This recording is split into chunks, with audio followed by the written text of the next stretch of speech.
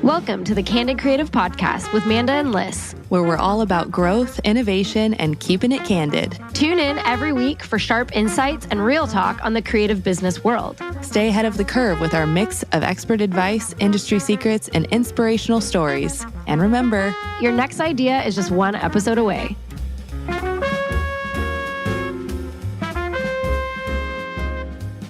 What I was going to say is I'm just pretty fed up with people being so damn sensitive about money on social media. And I feel like it's like so much shame is being thrown at anyone who prices or talks about something being priced or speaks about money at all in like a higher amount than you think it should be. I mean, people are like putting so many of their own negative connotations with anything that has to do with money, but then they're just shaming people over it. And I'm just, I saw this post this morning. I saved it so I could read some of the comments. Okay, so it's this gal. I don't even know what she does. Makes backdrops maybe, does parties, I'm not sure. But this video is of her putting together this like cake backdrop. And first off, it's so cute. It's multiple pieces of like plywood. One's purple, one's sequins. She hangs up a disco ball. She puts up a cake pedestal. She like covers it and all this custom shit and does this huge balloon wall around it and puts this gorgeous custom cake on it, all this stuff. And she basically says, she has custom lettering and stuff too. Anyways, I looked at this and I was like, this would easily cost $3,000. So she's all, this costs $1,448 to make.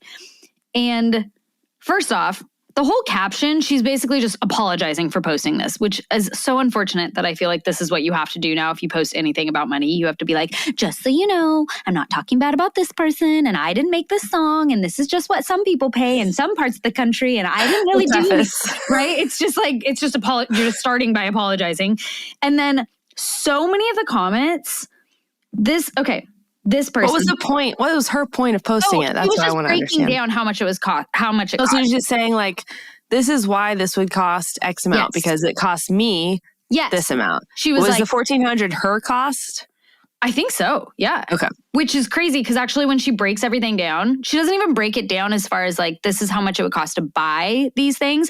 I also don't think she put her time into it, to be honest. Like, right. And people like, it's like when they feel it's too expensive, they try to find ways to cut like, well, technically I didn't pay for my time, so I don't have to charge for that because I already feel uncomfortable with this price. That's what I'm saying. I'm like, she's laying out the prices of this stuff just on base cost of rentals. Like the disco ball, she put $35. Well, I know for a fact that disco balls are like $90 in that size. So she's really only charging the rental, which means she's barely making a profit. And she's also not putting into this probably at least 8 hours it took her to actually build this thing, plus the time it took her to deliver and set up and then tear down. Anyways, all of that to say, I thought $1,400, I was about to comment on it and say, you're undercharging for this.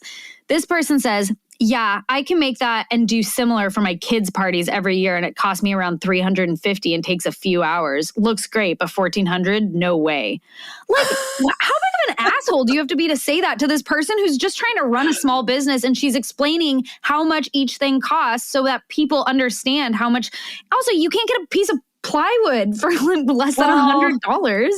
I've had people respond to posts that I've made about floral pricing and, you know, all the florists and the planners and the photographers are like, yeah, exactly. But all the people who like aren't in that world, they're like, well, I did my wedding for under $500. And I'm like, well, I guarantee it didn't look like this arrangement I'm pricing. It just didn't. Yeah. But if you don't have the eye for it. So, you know, I'm sure this person's party, she's saying she did it in a few hours with $300, didn't look the same. Well, but also, why do you need to say that? Just to tear this person down? I mean, I understand the thought process behind it, but I'm just like, what day and age are we living in where you can just openly say like, yeah, that's Also, as a side note, listeners, if you ever want to get a good laugh, if Manda ever posts any triggering carousels, go ahead and look for Alyssa's comments in the sea of commenters, because Alyssa always commenters. Yeah, I'm sticking with it. Alyssa always likes to throw in a gold nugget. She loves that word. I like to argue with it in any way that I can, basically. Okay, but this person is apparently a photographer. I love this. Thinks it's beautiful, but I think it's crazy to pay that much for anything, even a cake. And this is why I do free photography for people that can't afford things like this. Well, that's why you can't pay your bills. Well, that's why you're stressed about money. 100%.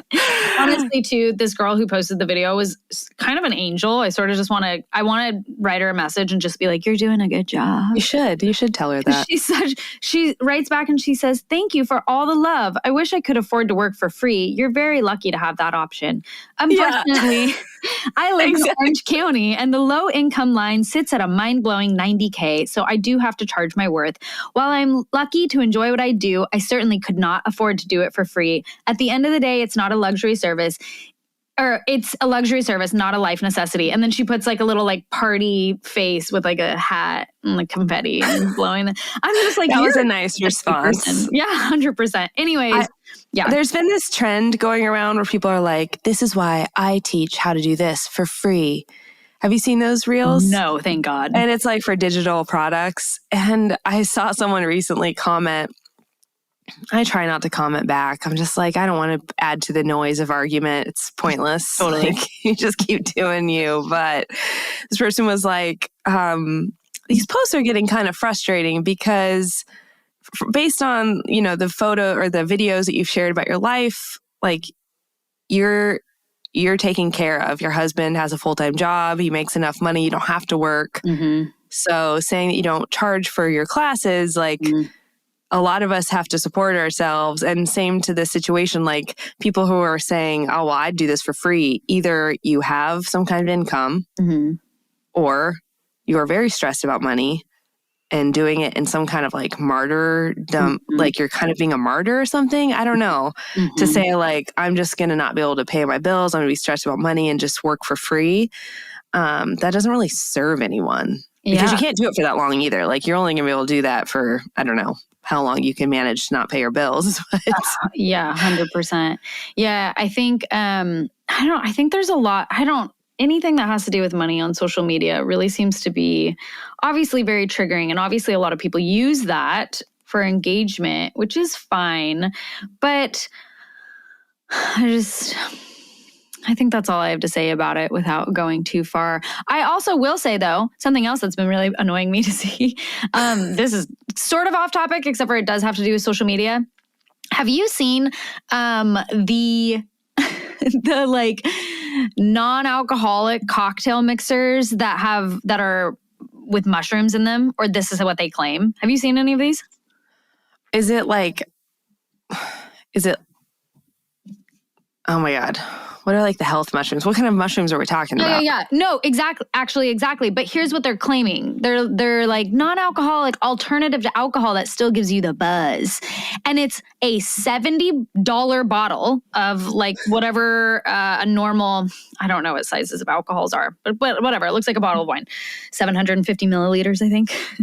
And they're like, but still gives you the buzz. We have this ultimate proprietary blend of lion's mane. And I'm like, lion's mane doesn't give you a buzz. And how dare you blatantly lie to people? Because that is what you are doing right now. You are blatantly lying to people and selling.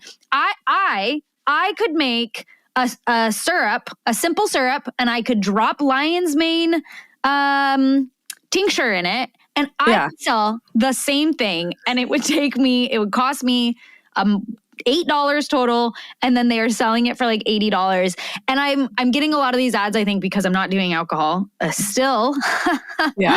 And anyways, I keep getting these ads, and I'm just like, this is so infuriating to me because I know that it's such garbage. Anyway, I've been reading the comments; they're pretty funny. Other people feel the same way, but just have to call out how annoying I think those are. Does lion's mane like contribute to kind of like an energy spike or something? Is that the buzz they could be referring to? As far as I know, because I take lion's mane every day and so does Johnny, it's just supposed to help with like cognitive awareness. It's just supposed to, maybe make you feel sharper. And if you take it, if you do it in a blend with certain other like adaptogens or mushrooms or whatnot, it can make you feel, I guess, more motivated, like mentally more motivated. But again, that's not, alcohol doesn't do that. How can you compare the two?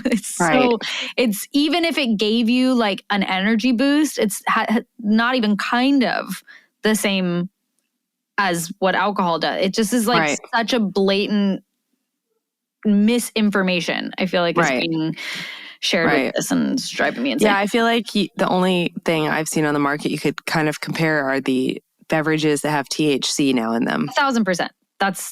I think that's the only thing you could compare. Which is, I think, probably a healthier option. Although I was listening to Huberman's podcast about THC. Ooh, what did he say? I didn't finish it because every point he makes has like a 30-minute preface. Yikes. Have you ever listened to his podcast? No. Oh my gosh. You think we ramble? I like him, don't get me wrong, but he like tells you what's going to be in the episode, and his episodes are like 2.5 hours long. And like the first 30 minutes is just him telling you what he's going to talk about. Interesting. It's hilarious, I think. But he has amazing information in his podcast. Anyway, he talks about how the THC binds to, I shouldn't even be talking about this, binds to like neuroreceptors or something. Okay. Mm-hmm. And basically when it binds to these things, those receptors are unable to perform other functions for your body. So it's not like hurting your liver or anything, but it's more like can inhibit your body from performing other functions because the receptors are being bound by the THC. Oh, that's so they're being used. Wow. Yeah. I haven't finished it though. That's all I've got, people. Sorry. That's fascinating. You should follow up later. I've been curious. Oh, sorry. Oh, well, I was just going to say the THC cocktails sound really interesting to me. And I know in other parts of the country, they're opening like THC cocktail bars and such. And I think that's great, except I don't know if the THC that they're putting in the cocktails hits you quicker than like the THC tincture I have in my cabinet, but it takes like 2 hours for that to kick in. Yeah, I mean, if you have a fast metabolism, maybe an hour, but I can't take a gummy, I can't do tincture, I can't do any of that without knowing that, okay, in 2 hours, I will feel the effects from this. So it seems pretty dangerous to be putting it in drinks, and you drink it and you don't feel any effects, so you drink 7 of them, and next thing you know, you're just high as a kite. And you can't function. That has been my experience. Like, I ate an edible like 10, 15 years ago. We've probably already talked about this before. But yeah, I didn't feel anything for like 30 minutes and I ate another one. And then I'll tell you, when it hit me, I just wanted out of that ride. Yeah. I wanted it out and I couldn't get out. But I do eat Delta 8 THC gummies at night, like a very small dose, and it helps me go to sleep. But that is why I listened to this podcast, because I was like, what damage am I doing here? Because I really don't want to take melatonin anymore because it messes with your hormones. Yep. And most people will be like, well, just get morning light. Don't look at your screen 3 hours before bedtime. Get exercise, eat right. I'm like, yeah, but I just want to melt into my bed. I want to guarantee that my brain will stop thinking. I'll just melt into my bed. Yeah. So I keep looking for that silver bullet. Honestly, same. And I do think THC is, I mean, I don't know anything about anything. We know nothing. But I would say THC is better than melatonin. That's what I would prefer to take, because melatonin just like screws up your hormones so much. Yeah. And it's hard because all the other blends, like, have you ever heard of moon juice? Mm-mm. It's like all natural supplements and powders and adaptogens and all sorts of things. And I really love their products. And they actually have one that's called like brain dust, and it's powder that has lion's mane and all these things that help you basically stay focused better. I actually love it. I think it does work. But they have one for nighttime, and I don't know why, but every single time I take it, I don't sleep. I will be up for the next. Yeah, and it's not like it gives me energy. I just can't sleep. So I'm like, okay, well, clearly that doesn't work, which worries me about some of the other blends that are all natural and all just, adaptogens and whatever that are also. So I just bought this. What I'm getting at is I just bought this new product because I too want to melt into my bed, and I'm constantly looking for ways to turn my brain off at night. And so I just bought this new one. I wish I could even remember the brand. Hopefully I can remember it at some point. It was not cheap, but it was some powder, and it's like a blend of all these different natural ingredients with no melatonin that's supposed to help knock your ass out. And I will try it, and I will let you know if it works or if it keeps me up all night. Yeah. Yeah. There's no point to any of that except for don't use the green juice. Have you ever tried THC gummies at night? Oh, yeah. Yeah. I oftentimes do. And they help. I mean, if you don't take too much, I think they help me sleep probably really good. But again, they take so long to kick in. It only takes for me, it's half an hour. Oh, not for me. I guess Delta 8 does kick in faster, which doesn't make any sense because you metabolize these things. I would assume the same. I don't know. That's the end of that conversation probably. Well, Delta 8's supposed to not make you trip, but Brian tried it because I was like, it doesn't, I don't at all. I just get tired. Nothing gets weird in my brain. I'm just I'm ready.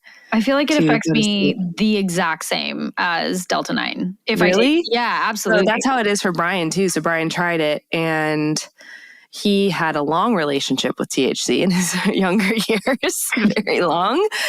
And I was like, no, it's not Delta 9, it's Delta 8. Just try it for sleep because, he has the same trouble I do. And he woke up at 3 a.m. and started writing notes. And then he couldn't go back to sleep because he was thinking about aliens. And yeah, when I saw him in the morning, and when I saw him in the mornings, because we sleep in separate rooms with Django right now.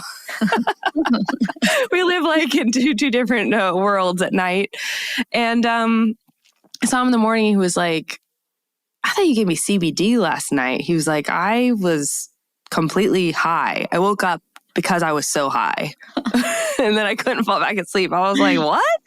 That has not happened to me. But I've heard 100%. Other people be like, I don't touch Delta 8. Oh, that's so interesting. When it first I hit the market, I don't know, a couple years back, there's these gummies that we take, CBD gummies with turmeric in them from this certain brand that we really like. And they came out with Delta 8. And I was like, interesting. I'll try this because I like edibles. So I got them and tried one. And I still remember sitting outside in the backyard and just staring with the biggest smile on my face, just staring at Johnny working on the yard, I think. And he's like, are you doing okay? And I was like, I took one of those Delta 8s and I think I'm just full on high. I think this is exactly how I feel when I take regular gummies. So this is weird. And he just, laughed at me or whatever. And then since then they just affect me completely the same as Delta 9, which I think is really interesting because you can just buy them online. It's not. Yeah. It's legal in Texas. Yeah. They're legal. They're legal. And they were 2 years ago. Yeah. Whereas now I think you can also buy Delta 9 actually online as well. But a couple years ago, you couldn't buy any of that stuff just online. I was like, I could be anyone. I could be a 13-year-old kid buying Delta 8. You can buy mushrooms online. True. It's true. Yep.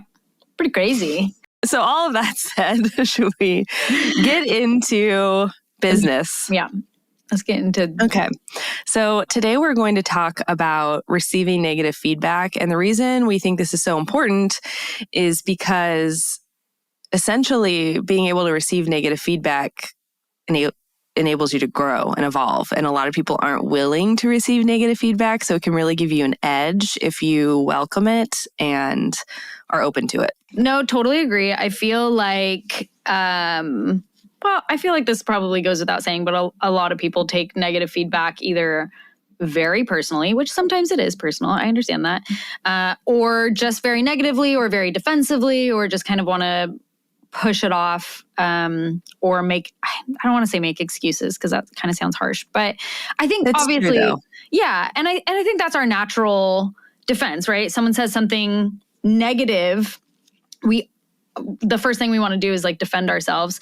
Right. And here's the hard part too is, there's a difference between constructive criticism and just being a dick. But I think even when someone is being a dick, like we were talking about earlier, even when someone is just completely, being rude or mean or whatever, there's always kind of a kernel of truth, or there could be potentially a kernel of truth, whether it's just why, if this person was upset with you in the first place, whether or not even any of the words they say are accurate or true. The reason, why are they upset in the first place? Like, can you think back and figure out like, why are you so disappointed? Like, even if the words you're saying aren't why you're disappointed, there's obviously something that is disappointing or, and here's the other thing. 10% of negative feedback is just going to be bogus. Do you agree with that? Well, I do kind of, but I would just say, but circling back to what you said right before that, I would say that maybe the exact words coming out of their mouth is bogus, but if a customer is upset about something and giving you negative feedback, there was a lack of communication around what is to be around expectations. Their expectations weren't set correctly. So it could be you attracting people who don't really understand what you do, like attracting clients that aren't a good fit for you. Right. It could be you accepting clients you already know deep in your heart aren't a good fit for you. Mm-hmm. There's something about if someone's upset about your services, there is something you could have done to prevent it, in my opinion. Like, I don't like to live in this space where things can just keep happening to you and you have zero control over it. Like, it's usually a lack of boundaries, lack of communication, whatever. I think you can get something out of every single piece of negative feedback. So yeah, I think that maybe 10% or more, it's bogus in that their complaint is dumb. Like, people get angry about things that aren't necessarily like what we were saying about the pricing thing. Like, people are getting upset about that reel. Does it mean everything they're saying is valid? Their negative feedback is correct? Yeah. No, but I think there is something to learn there. Like, why is your audience so cheap?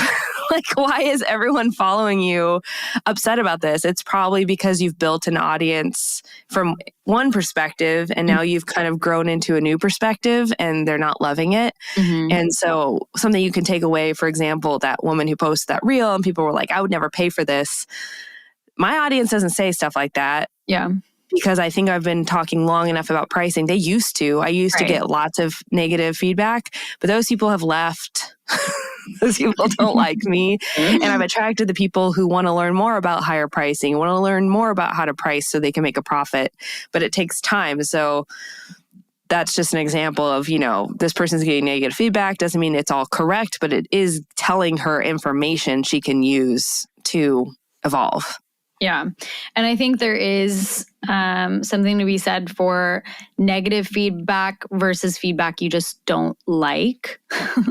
Because I think I've definitely been on coaching calls and whatnot with people who have talked about or even just seen people talk about something a client said to them that they just didn't like. And so they wanted to complain about it and they wanted to say that whatever they wanted to say about it in defense of themselves. But I always think, even if I didn't like hearing it, is to what we're saying, is there some kernel of truth in that? If someone writes to us, for instance, and says, you guys shouldn't talk about celebrities because you don't know what you're talking about.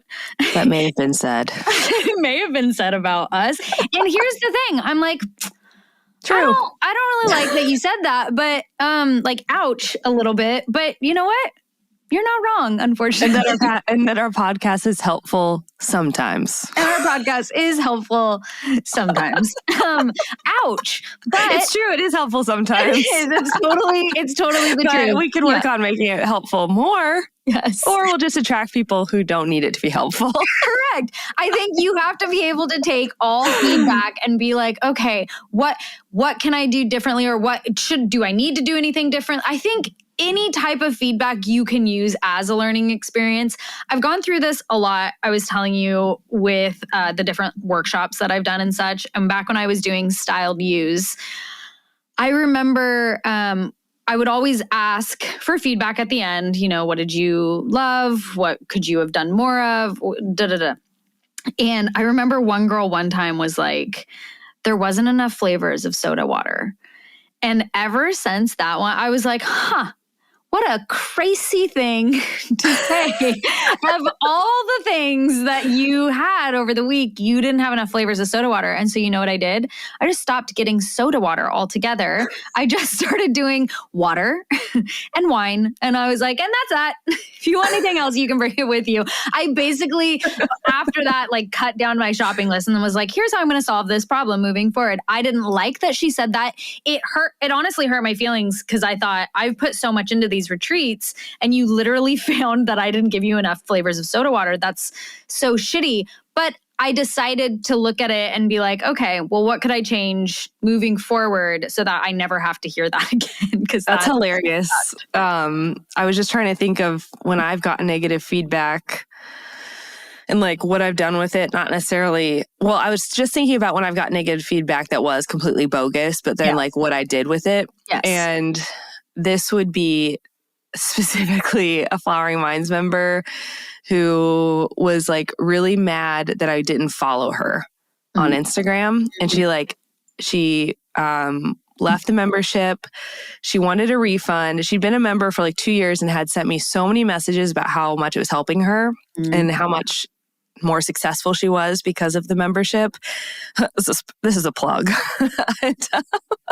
She was a florist who just wanted to thrive, and she did. But over the years, I didn't follow her back on my Flowering Minds account. And I'll tell you the reason, even though I don't have to have one, is that I don't like lots of flowers in my feed. That's it.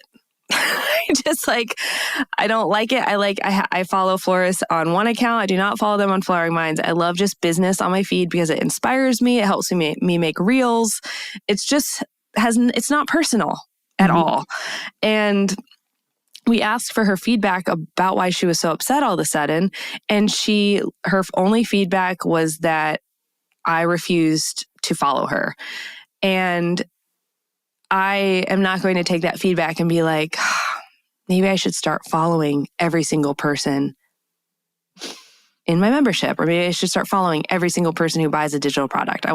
That's not where I took it because I believe I'm allowed to curate my feed the way I want to. But what I did take from it was I had very lax boundaries between me and members who just DM'd me wanting coaching randomly. They just have tons of questions, and that's fine. I love my Flowering Minds members, and that's why I have a community in the Flowering Minds platform so that they can ask questions anytime. And I hire people to make sure they're never left unhelped, unsupported.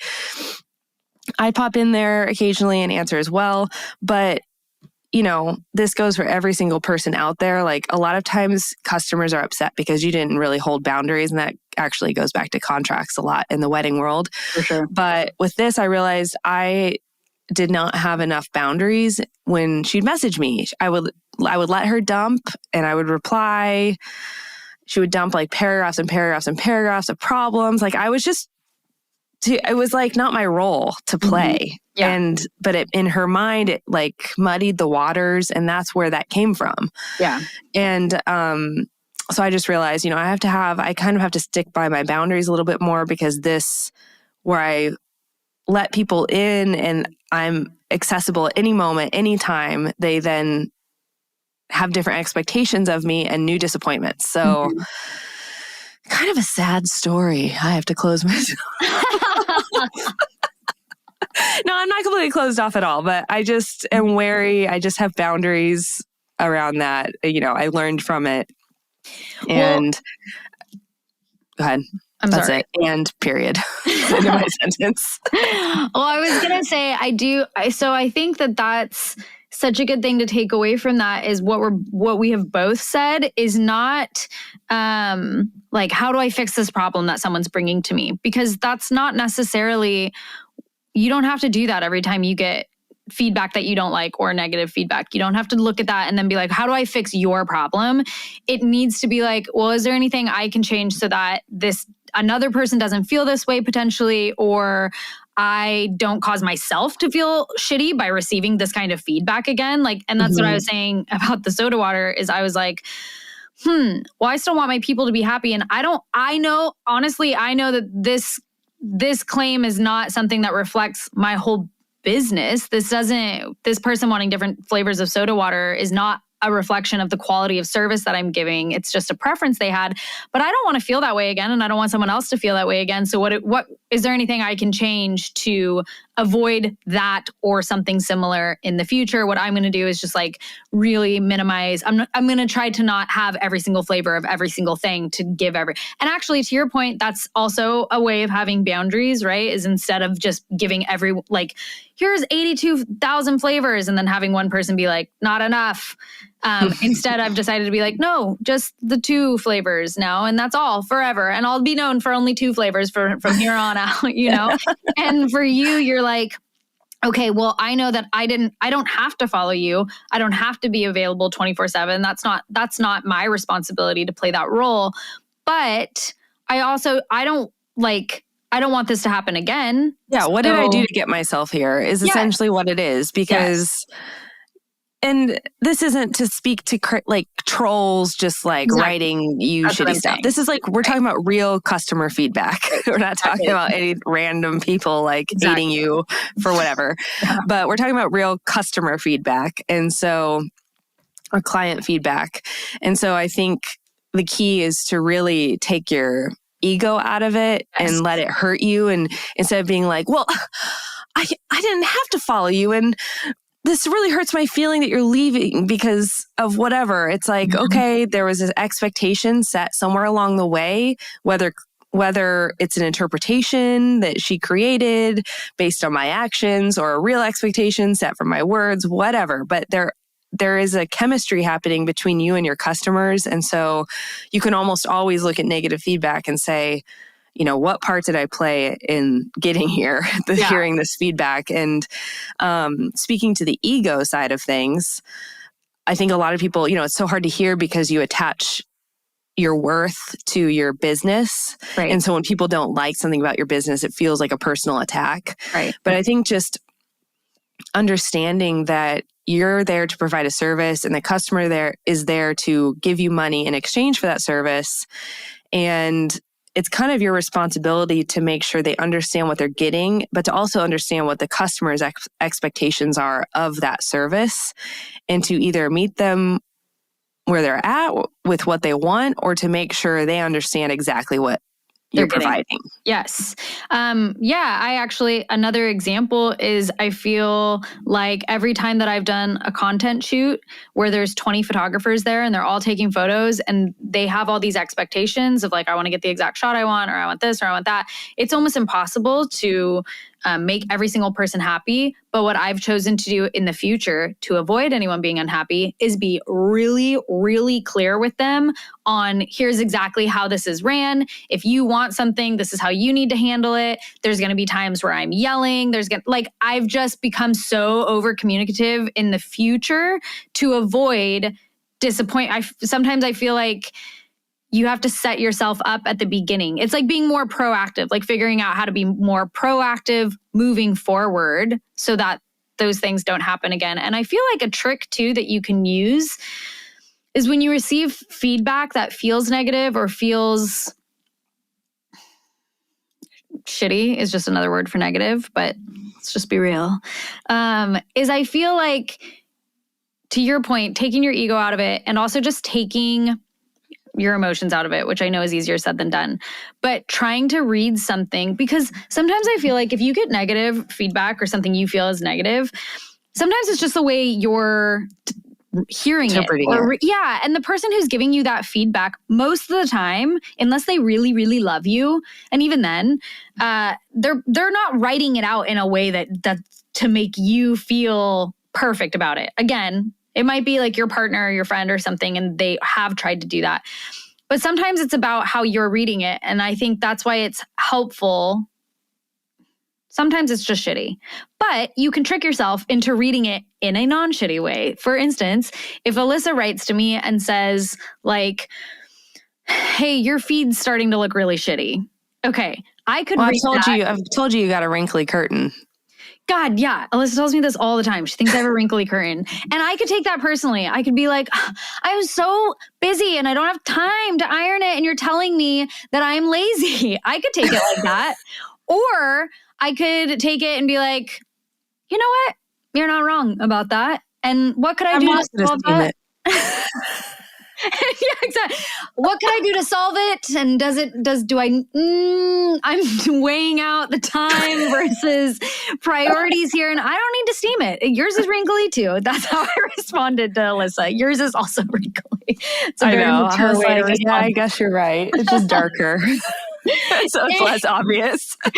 Anyways, but I think you can also, if you decide in your head to look at negative feedback, and if you reread it and think we're on the same team, this person's trying to help me, I wonder how negative feedback would look. So when we read the negative feedback of someone being like, don't talk about celebrity shit, you don't know what you're talking about. Instead of me being defensive about that and being like, that's mean, I decide to look at it and be like, we're on the same team here. Thanks for having my back, girl. It's true. We don't know what we're talking about. I don't know what the hell I'm talking about. Actually, you know what? That reminds me when I was living in Chicago, just living in the shittiest apartments, so poor, so many random roommates. I mean, I don't even remember all my roommates' names in my lifetime. But I had this random roommate because I was living in a friend's room while she was on vacation. Okay. Her name was Maya or Mia. You know who you are if you're listening to this. No, she's definitely not listening to this. I had the flu. And so I had been in this bedroom for days without coming out of the bed. Well, I was going to the bed to go to the bathroom. And that's what happened. I had to go to the bathroom. And Maya was out in the living room thinking I wasn't home because she hadn't seen me in so long. And she was talking so much shit about me on the phone. And I remember thinking like, I don't even care because so much of it was true. Yeah. She was like talking about how I didn't have a job. And then she was talking about how my stew that I made tasted like tomato paste. And I was like, it did because I don't have spices. It was tomato paste. And you're welcome. I shared it with you. That's why you know how it tastes. And I remember just thinking like, wow, she's being so rude. But like everyone talks shit. Yeah. Like, except for maybe my husband. He doesn't. It's so crazy. Oh, he doesn't talk about anyone ever. Wow. Anyway. That's like I feel like something else to unpack later on. Yeah. Brian. I'm so curious. But everyone talks like to their best friends or whatever. Everyone has feedback about everything, you know? Yeah. And so I remember feeling that way while it was happening. I was like, she's going to be so embarrassed when I walk out of here, but I have to go to the bathroom. Yeah. I was ill and I had to go. And I remember opening the door and the look on her face and she started crying. And then I was like, and the first thing I said, I was like, I don't care at all about what you were saying. Like, it doesn't bother me. Everyone talks shit. I'm sorry I was here to hear your venting about me. Like, it doesn't bother me. I know my stew wasn't good and I know I don't have a job. I'm trying to find one. Yeah. I was living in Honduras and I just moved back. So it wasn't insulting to me. I was like, I know I don't have a job. I literally been out of the country for months. Yeah. And she was crying and she was like, how dare you make me feel attacked in my own home. Oh my God. I know. And then, oh my gosh, you guys, I'm sorry, I'm about to go off on a tangent real quick. This is hilarious. I was like, listen, we could talk about it in a minute. I really got to go to the bathroom. Went to the bathroom. came out. I was like, do you want to talk about it? She had hung up with her friend. And I was like, I don't care. Again, like, I don't know why you're so upset. She was just embarrassed, Yeah. Yes. Like she was attacking herself in her own head. Like she was probably just thinking about all the things she'd said about me, the fact I heard all of it. And then she went into the bathroom. She like locked herself in the bathroom. And then the doorknob fell out and she was stuck in the bathroom and she was crying hysterically. And then she was saying how hungry she was, and I was feeding her granola. I had to break up granola bars and stuff them through the hole of the doorknob because she was saying she was really hungry. And that's how that day ended. You didn't just give her stew through a straw. Just handed her a can of tomato paste. This is what you get. And a spoon. All of that to say that, like, when someone gives you feedback, there's feedback going on in people's brains all the time, and just accept it. Like, people, I know Manda has feedback about me in her head she's probably never shared, and if it's constructive, well, I welcome it anytime. Like, we all have feedback about each other, and I think just realizing that, like, you don't have to protect yourself from it. It doesn't determine your worth, because literally everyone has issues. And when you're running a business, last thing I'll say on this chatty rant, when you are looking at your business, you need to look at it like just information. It's like an experiment. Your business is literally an experiment, and you have like this hypothesis of how to grow your business. And the only way to either validate your hypothesis or change it is to observe and to receive feedback, and then change the things you do next. And then observe. The feedback could be words from someone, or the feedback could be lack of inquiries coming in, or whatever. Right. But it's just all an experiment. You just have to take the emotion out of it. 100%. Yeah. I feel like the best lessons that I've learned in my business, honestly, have been from negative feedback. I one time had a person who worked for me, like, just go off on me for like an hour. And a lot of it was not true or unfounded, but I tell you what, I hear that person's voice in my head all the time, because I try to look for ways that I'm like, could there be some validity in what was said, even though I didn't like it and it hurt really. It was really hard to hear and miserable to deal with that experience. Where could I possibly grow from this, and what can I possibly learn from it to actually make me better, no matter how much I hated hearing it and no matter how miserable the conversation was? Like, how can I grow from it? And I honestly feel like the things that have made me the best business owner are usually from someone saying, like, you sucked at this, and then me being like, well, I never want to feel that way again. So what do I need to do to change that in the future? So yeah. I resonate with that. It reminds me of my first roommate in college. Was, I thought, my best friend, and she was very much in my head the dominant one. Like, I really never put makeup on. I was just wearing t-shirts all the time. I don't know. She just like had this presence. She wore makeup. She like had these beautiful outfits. She was like 6 feet tall. And I just felt like this dork, kind of like, we just loved laughing, but I felt like her follower kind of. Yeah. And then into sophomore year, it was about to start, and she just sent me an email, I'm not coming back. And we're supposed to be roommates. And I literally never saw her again. And she was like, in my brain back then, I thought we were like best friends. And she sent me this email. I wish I had saved it. It's not even that I didn't save it, but my college email got deactivated and I never sent it to a different one. But she sent me a long email, and I don't remember what all of it said, but I remember one line, and it said, I have felt like your puppet this entire year. What? And I was like, what? And as a 20 or 19-year-old, I was like, fuck that. Like, that's not true. Mm-hmm. Whatever. But it is literally like, that line has never left my brain. And when I did get a little older and was able to look at it, I was like, okay, I do think, we never had a conversation about our friendship. So I wish she had said, like, I wish she had let it be resolved, and like something I was doing, she was feeling controlled, or like I was dominating her in some way. Yeah.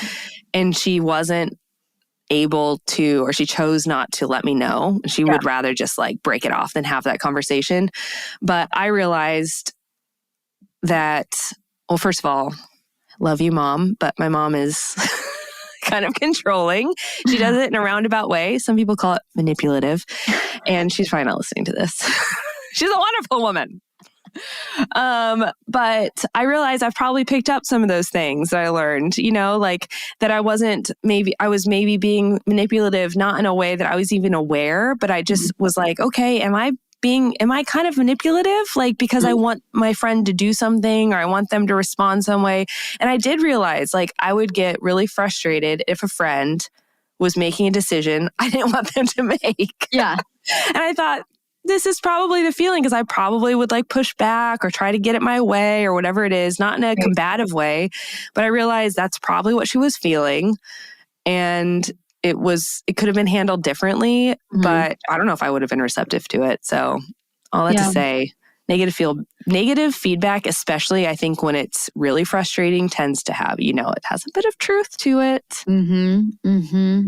Except for the 1-star rating that we got that has whoever left 1 star, I probably know who you are. Yeah, we think we know who you are. And we think that it's also just a mean thing to do is just leave 1-star review. At least write us with your constructive criticism. Not publicly, or privately. How dare you just leave 1 star? We've learned so much from that 1 star, silent 1 star. And that's how you know it's not someone who cares about you. They're not actually doing it's okay. I mean, feedback. We're not for everyone. I mean, we don't even like our podcast that much. They're getting better. I probably gave myself I probably did the 1 star. It was like sleepwalking or something. Fuck off.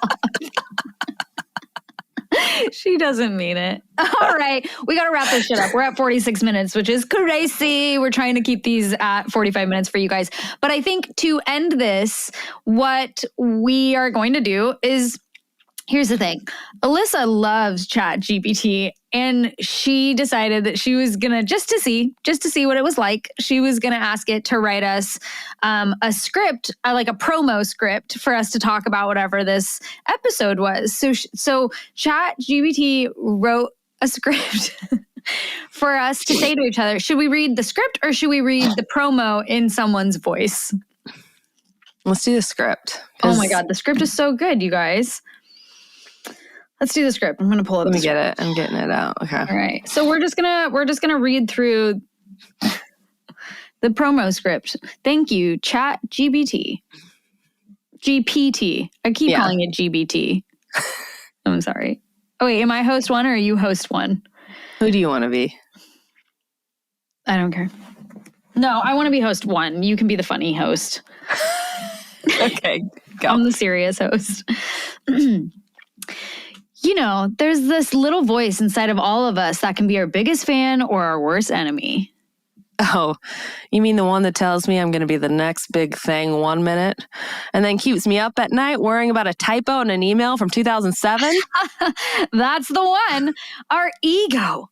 And it loves to bask in the glory, but turns into a sulky teenager when faced with criticism. Oh, yes. The ego. It's like having a personal reality TV star living in your brain.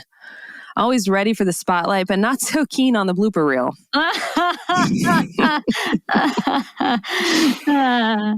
But here's the deal. Learning to dance with our egos, especially when receiving negative feedback, is like unlocking a secret level in a game of personal and professional growth. Right, because every piece of feedback is a gift. Well, sometimes it's a gift wrapped in sandpaper, but a gift nonetheless. Absolutely.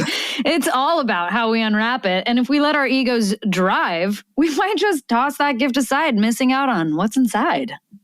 Imagine telling your ego, hey, buddy, take a seat. We're listening to this one. It's like teaching a cat to sit. It's challenging, but imagine the possibilities if you succeed. You're missing all the chuckle prompts, just so you know, Alyssa. I feel like I shouldn't laugh at my own jokes. Well, it says that we both chuckle here, so... Overcoming that ego voice, that insistent whisper saying, you're already perfect, is tough. But the moment we do, we open ourselves to something few can achieve, real growth. Yeah, and that's the magic, isn't it? When we learn from negative feedback, we're not just fixing a problem, we're evolving. We're outpacing our past selves. Exactly. It's about becoming a feedback ninja.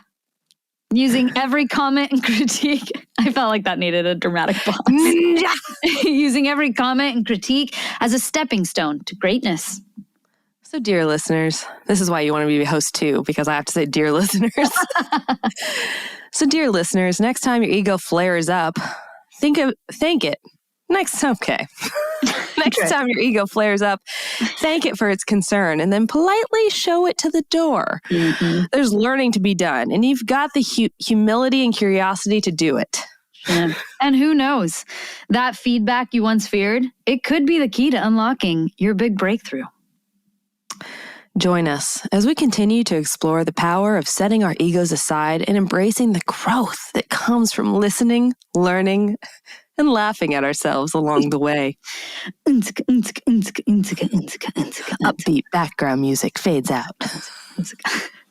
And that's a wrap. Thanks for listening, you guys. Hey, honestly, truly, if you like this, if you find this podcast helpful sometimes, then go ahead and rate us 5 stars. You don't even have to say anything. You don't even have to like it. Just rate it 5 stars. Just give us 5 stars. You know what I mean? That's all. Thank you. Thank you, everyone. Goodbye. Thanks for listening to the Candid Creative Podcast. If you even remotely found amusement in what you've heard today, go ahead and show us a little love with that 5-star rating and subscribe to the show on whatever platform you so desire. Continue following our journey through all of the modern medias, including Instagram, YouTube, and TikTok. Just search for @Candid Creative Podcast.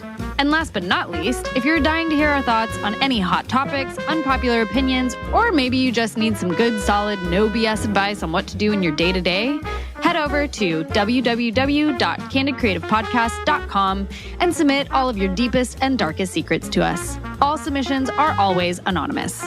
Thanks again, you guys, and as always, keep it candid, creatives.